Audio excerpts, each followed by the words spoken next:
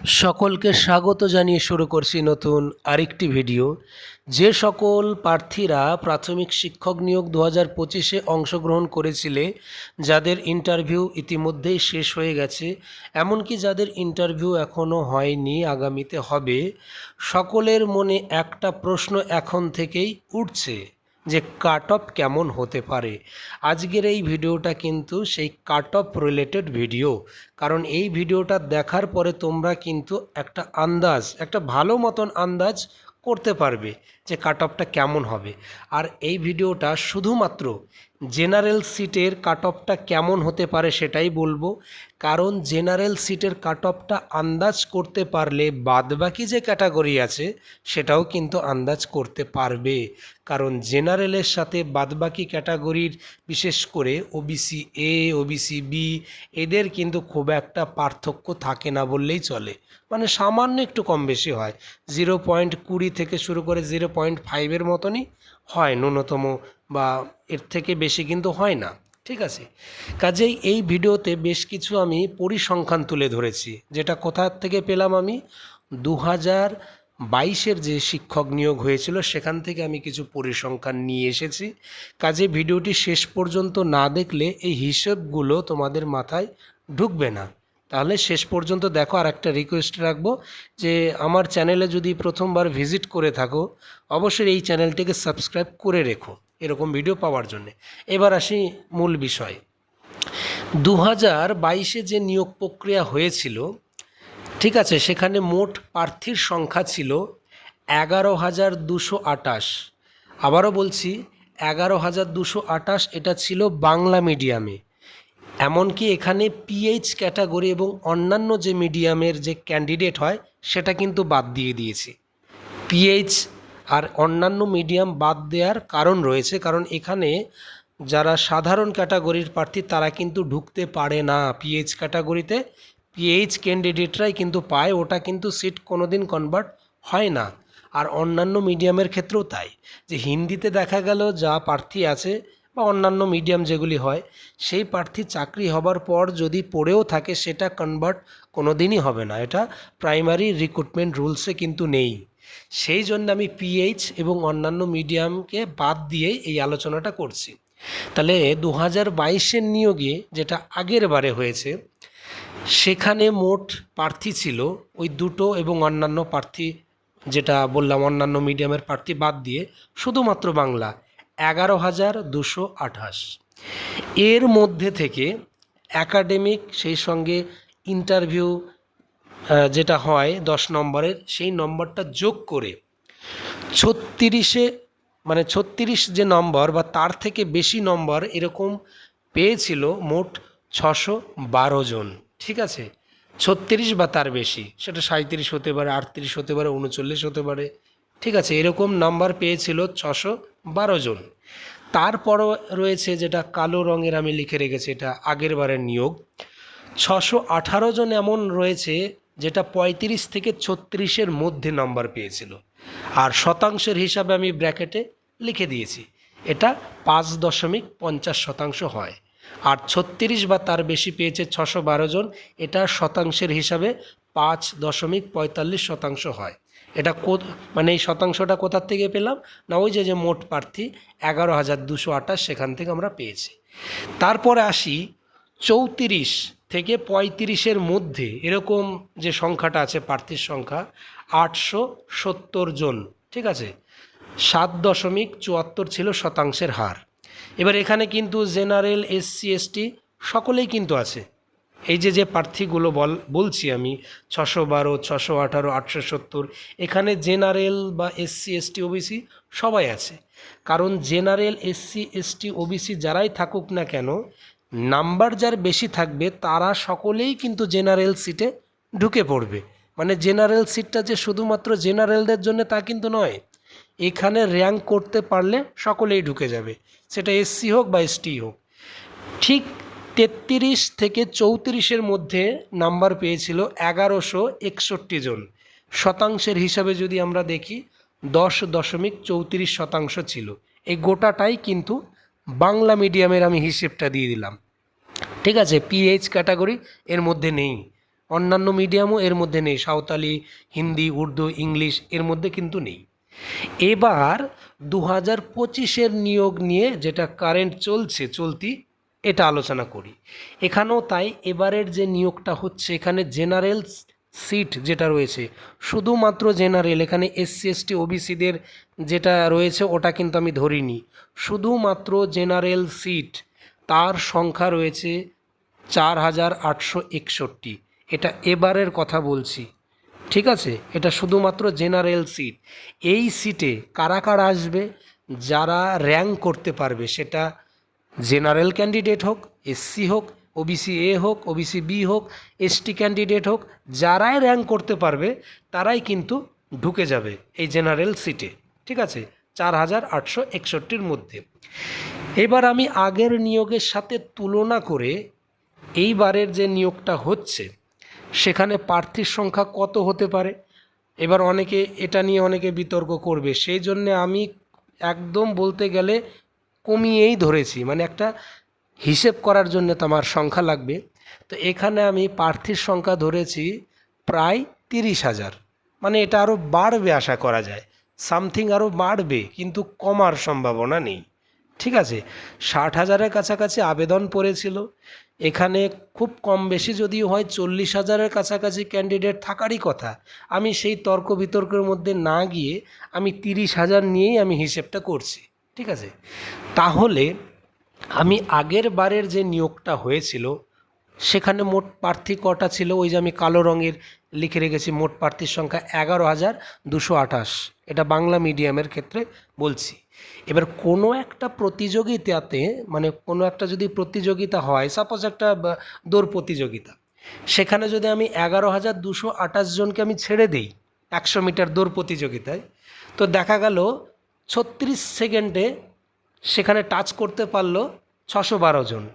কিন্তু আমি কাকতালীয়ভাবে সেম নিয়মে যদি আমি 30,000 জনকে যদি আমি বলি যে তুমি 100 মিটার দৌড়াও, 30,000 জনকে ছেড়ে দিলাম সেই প্রতিযোগিতায়, আদৌ কি যে পার্সেন্টেজটা সেটা কি কম হবে না বেশি হওয়ার সম্ভাবনা আছে?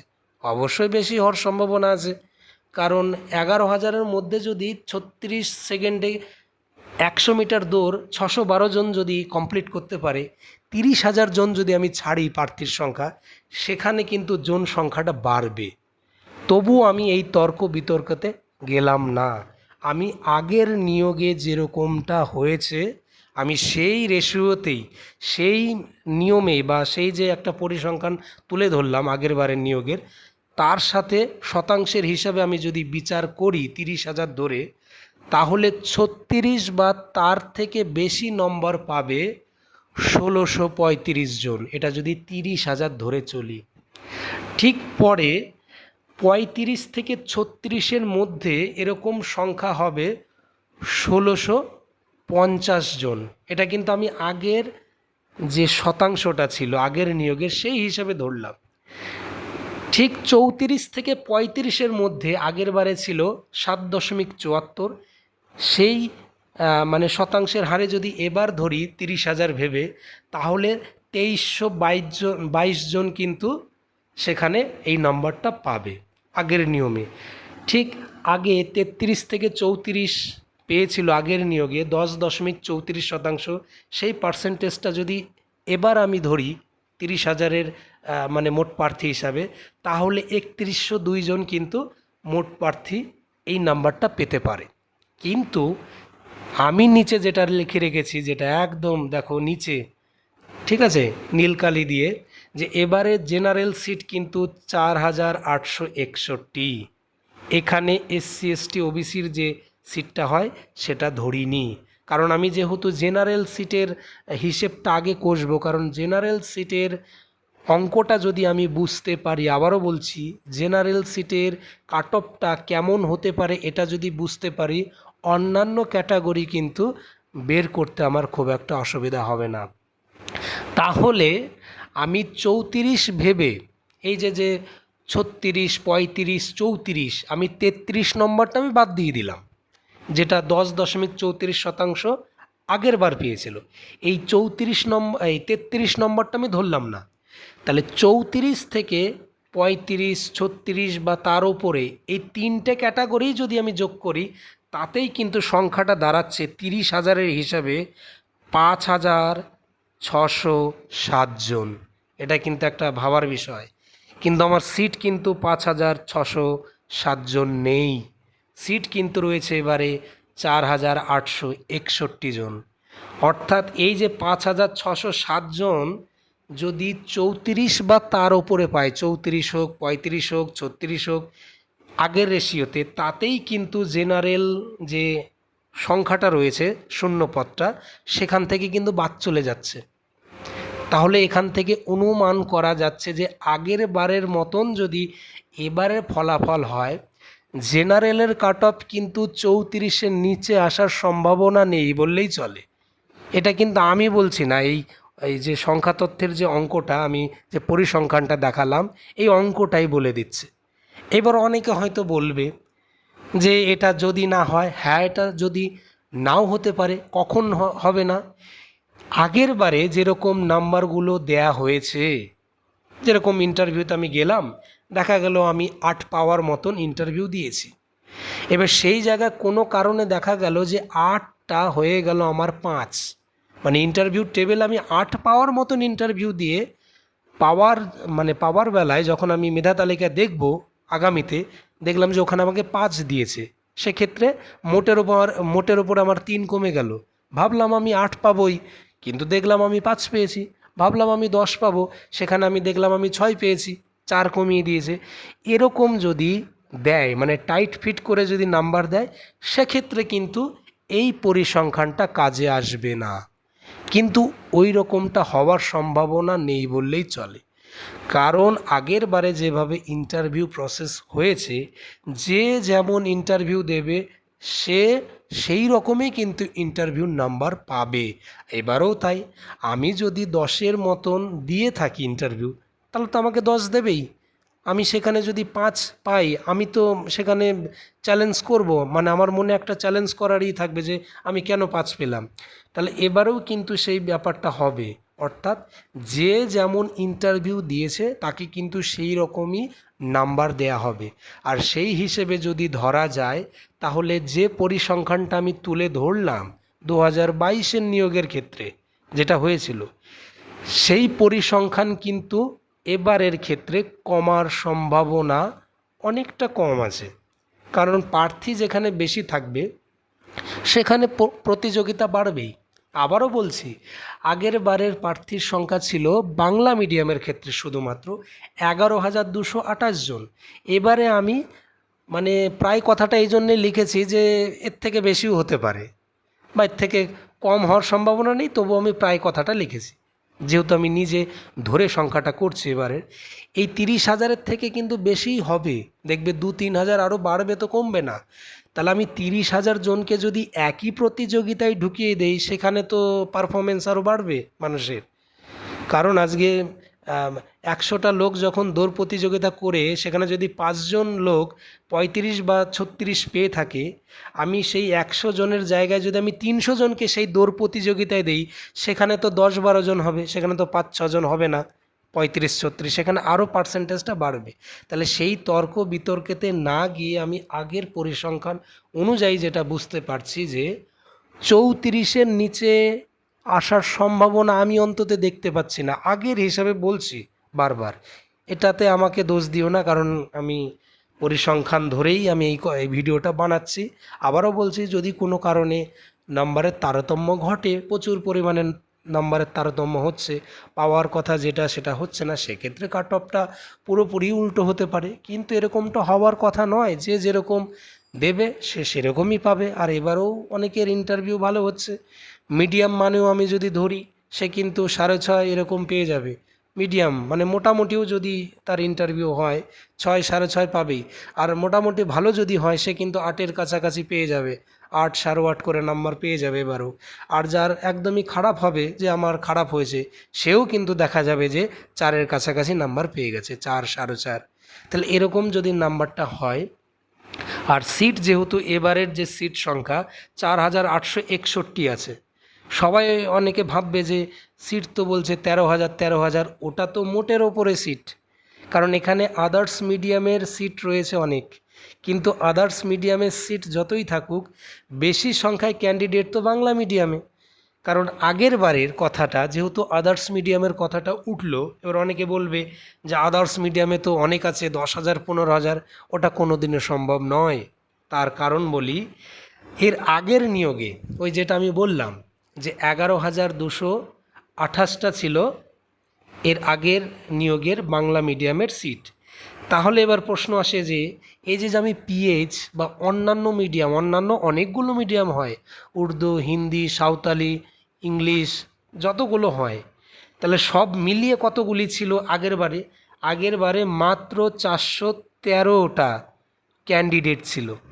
আবারও বলি, আগের বারের নিয়োগে পিএইচ ক্যান্ডিডেটের সংখ্যা ছিল 222, আর বাদ বাকি উর্দু মিডিয়ামের ক্যান্ডিডেট ছিল মাত্র 5 জন। এর আগের বারের কথা বলছি, ঠিক আছে? সরি, এটা উর্দু মিডিয়ামে ছিল 115 জন, সাঁওতালি মিডিয়ামে ছিল মাত্র 4 জন, এরকম করে করে হিন্দি মিডিয়ামে ছিল মাত্র 41 জন, আর ইংলিশ মিডিয়ামে ছিল মাত্র 12 জন। এর আগের বারের পরিসংখ্যান আমি তুলে ধরলাম। তো এর আগের বারের টোটাল ছিল 191 জন সমস্ত মিডিয়াম মিলে, বাংলা বাদে।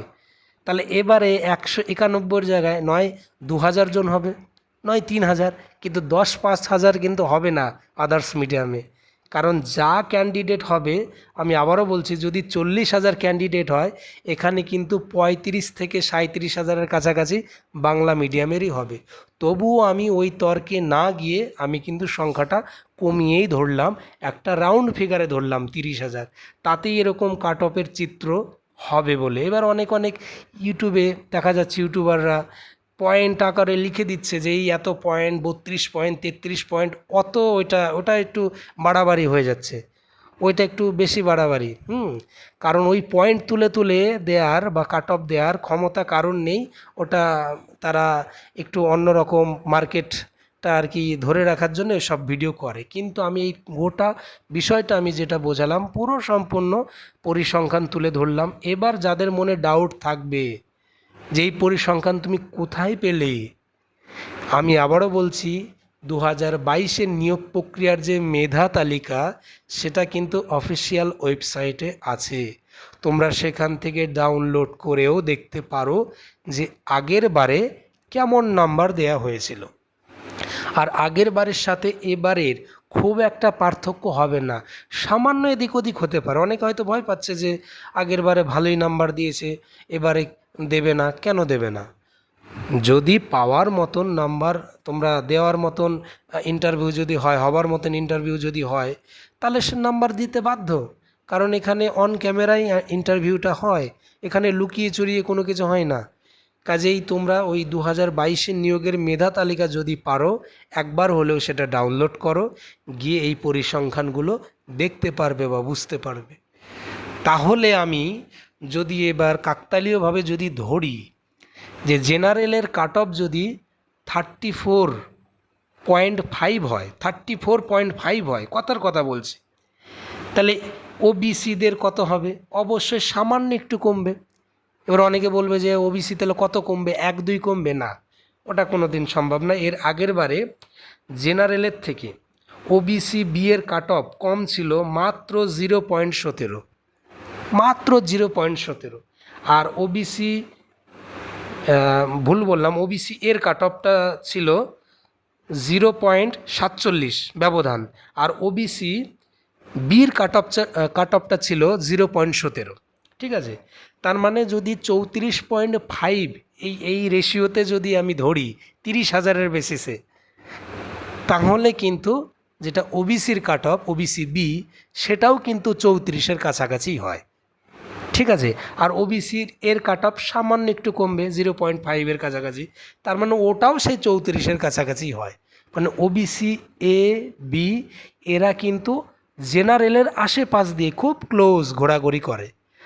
এইবার বলবে তাহলে এসসিটা কত হবে? এসসিটা কিন্তু একটু ডিফারেন্স হবে, ওখানে প্রায় জেনারেলের থেকে প্রায় ধরে নিতে পারো 2 নম্বরের কাছাকাছি ডিফারেন্স হবেই। এর আবার কারণ রয়েছে, কারণ এসসির যে রিজার্ভেশন থাকে, যেটা সিট 22 পার্সেন্ট, যেটা সব থেকে মানে শতাংশের নিরিখে, সংরক্ষণের নিরিখে মানে সর্বাধিক, যার ফলে এসসি ক্যাটাগরির যে কাট অফ সেটা জেনারেলের থেকে অনেকটা তফাৎ থাকবে। তার মানে এই নয় যে, অনেকে হয়তো ভাববে যে আগের বারের নিয়োগে তো এসসির সবার হয়ে গেছে, ওটার কারণ আলাদা। ওখানেই পর্যাপ্ত পরিমাণে ক্যান্ডিডেট পাওয়া যায়নি বলে হয়েছে, কিন্তু এবার তো পর্যাপ্ত পরিমাণে ক্যান্ডিডেট রয়েছে। তাহলে এবার তো আশা করা যায় সকল এসসির যে পেয়ে যাবে, এবারটা কিন্তু হওয়ার সম্ভাবনা নেই, কারণ ক্যান্ডিডেটের সংখ্যা বেশি। কাজেই যেটা কাট অফের যে তফাৎটা সেটা অনেকটা হতে পারে। দেখা গেলো এখানে 34.5 যদি হয়, এবার 2 থেকে 2.5 কাট অফ কমবেই এসসির ক্ষেত্রে। তবে 30-এর নিচে আসার সম্ভাবনা নেই বললেই চলে, এসসির ক্ষেত্রে আমি বললাম।